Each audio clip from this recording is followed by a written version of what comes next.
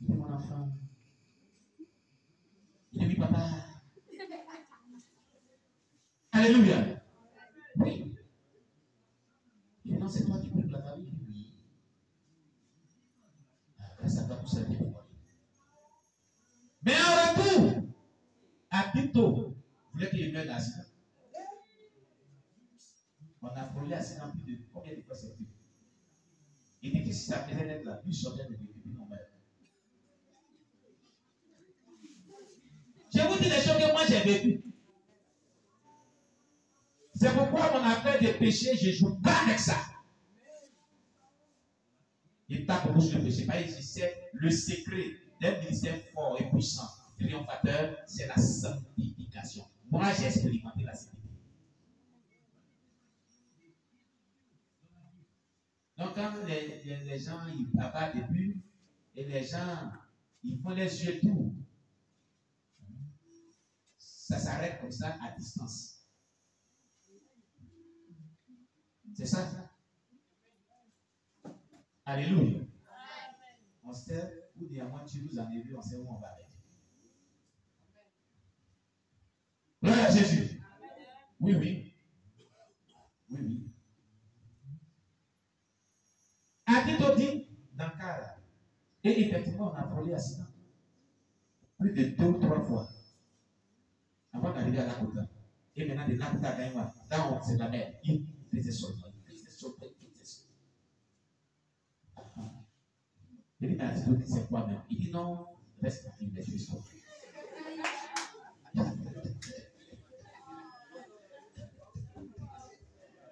Alléluia. Acclamez le Seigneur. Ce papa m'a raconté tout ce qui s'est passé dans l'église catholique. Il m'a pris à son temps. Et certains pasteurs et certaines assemblées chrétiennes à Gagnoua ici. Il m'a raconté plein de choses. Et certaines églises.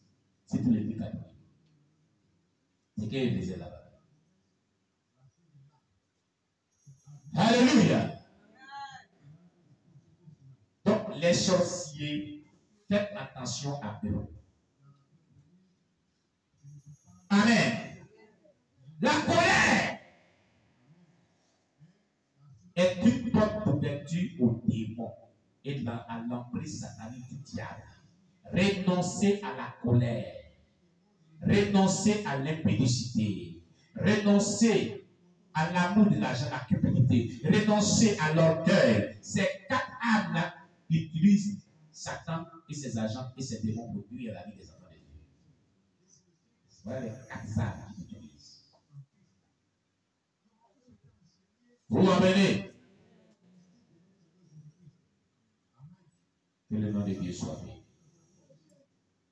Donc, envoyez des messages de provocation. Peut-être qu'ils se mettent en colère, et une fois en colère, leur message sera très facile à contrarier. Vous savez, pourquoi on parle de la colère? La colère est une... Prenez votre Bible.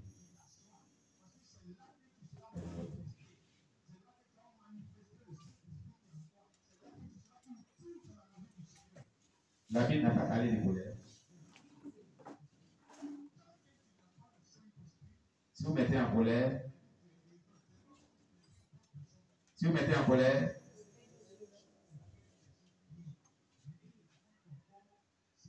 Éphésiens 4, verset 26 à 27. Quelqu'un me lit cela. Éphésiens chapitre 4, verset 25 à 26. Et 26 à 27, pardon. Tiens, vous nous dites.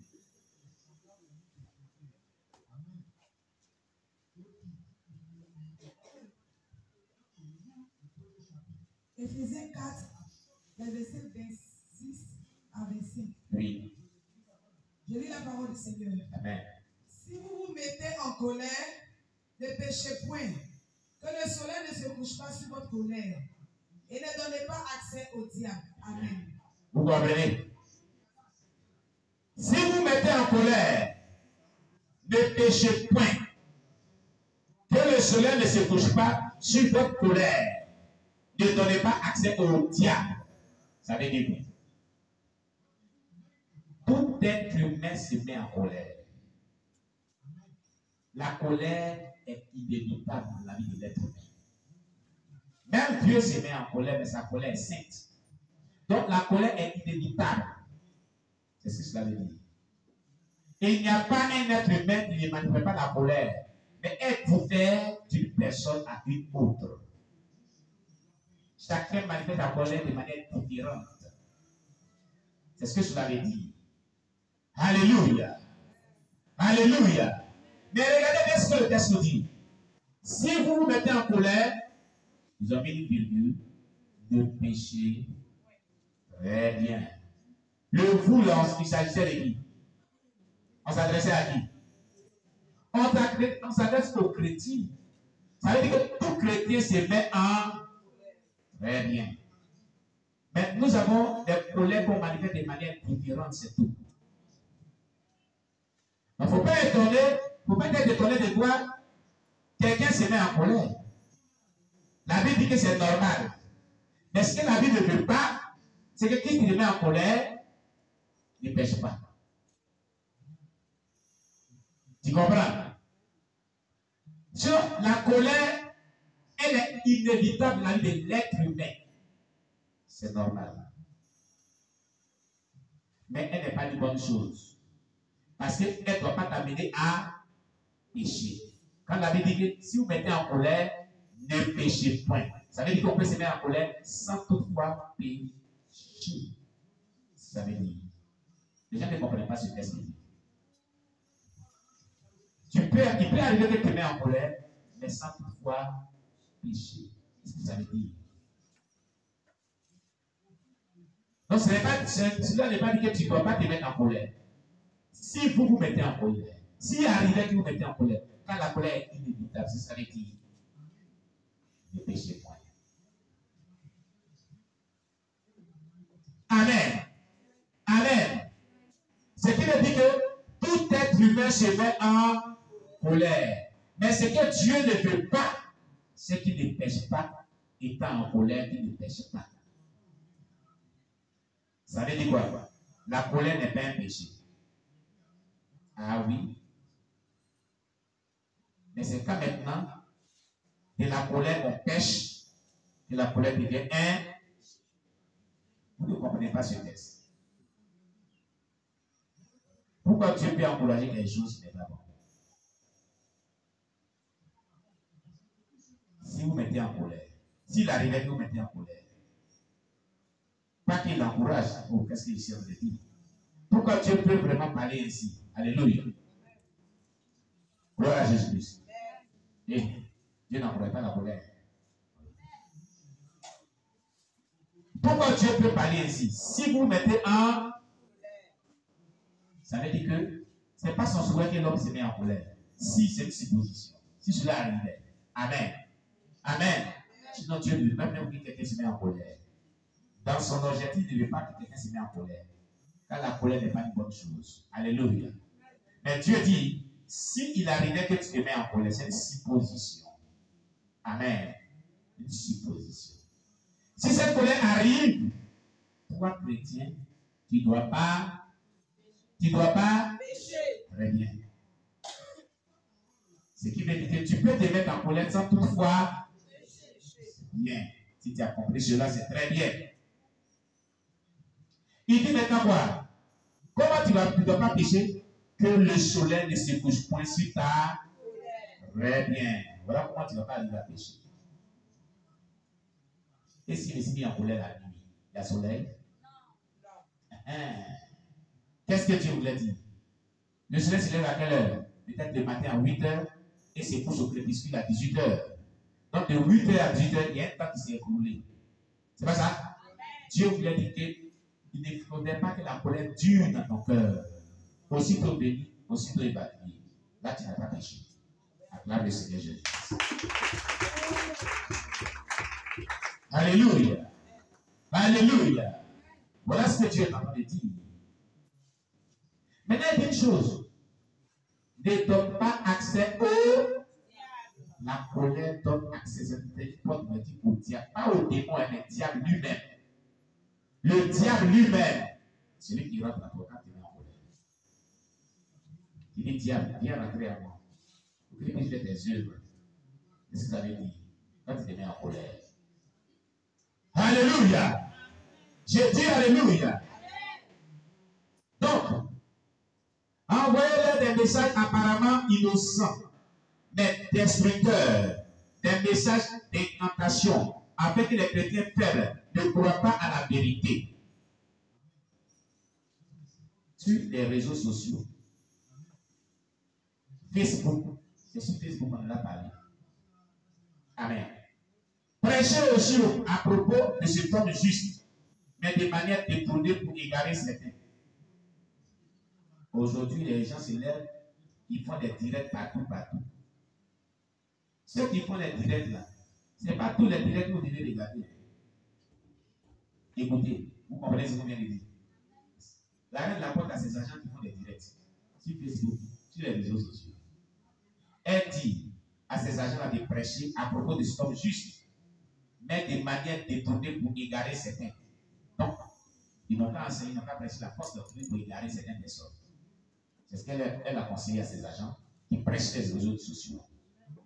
Vous m'avez utilisé un titre comme pasteur ou évangéliste pour être nom de profil afin de les tromper. Donc il y a des personnes qui viennent de mettre sur les profils pasteur, évangéliste, docteur de la parole de Dieu. Et il t'envoie une invitation et tu acceptes. Maintenant, il va t'endoctriner avec des doctrines de démons dans le démon.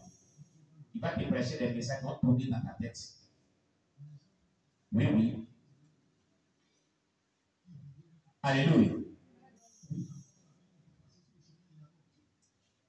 Ciblez toute personne qui prêche l'évangile authentique.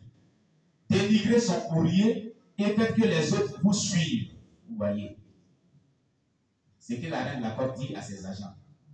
Tous ceux qui prêchent l'évangile authentique là, ciblez-les, dénigrez les courriers et détournez les arbres derrière eux pour qui vous suivent. Il y a des gens qui sont dans des dépouillement, c'est des qui prêchent, ils dénigrent les autres pour détourner les arbres de leur côté. C'est l'œuvre de la reine de la côte qu'ils sont en train de faire. Ils sont agents de la reine de la côte, ils ne sont pas serviteurs de Dieu. Voilà, c'est ça qui est là. Ce sont des agents de la reine de la côte déguisés. Voici ce que la reine de la côte dit. Ne dénigrez pas un homme de Dieu qui prêche l'évangile authentique. Et pour détourner les âmes de lui. C'est une œuvre démoniaque que vous faites. Vous ne servez plus Dieu. Vous vous érigez en agent de la reine de la côte. Ce n'est plus Dieu que vous servez. Vous servez le diable. Si vous trouvez un frère, ou un pasteur, ou un frère qui prêche le véritable évangile du dépouillement authentique, laissez-le avec les bien-aimés. Ne le dénigrez pas. Sinon que vous êtes un agent du diable. Vous m'appelez. Vous êtes un agent du diable. Et vous allez rencontrer un jour à Dieu. Vous pensez que vous faites le de Dieu, vous êtes en train de faire le du diable. Alléluia.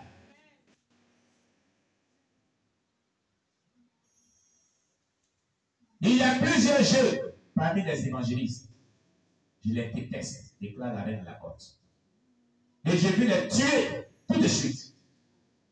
Mais ils sont entourés par la puissance de cet homme juste. Alléluia. Acclamez le Seigneur Jésus-Christ.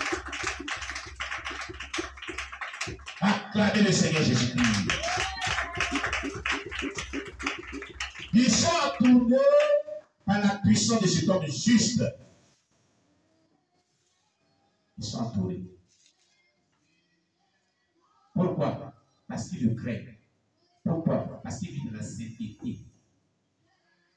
Et il dit à tous ces jeunes gens qui servent Dieu, ici comme ailleurs, votre seul secret de la victoire, du salut, du bonheur, c'est la sainteté.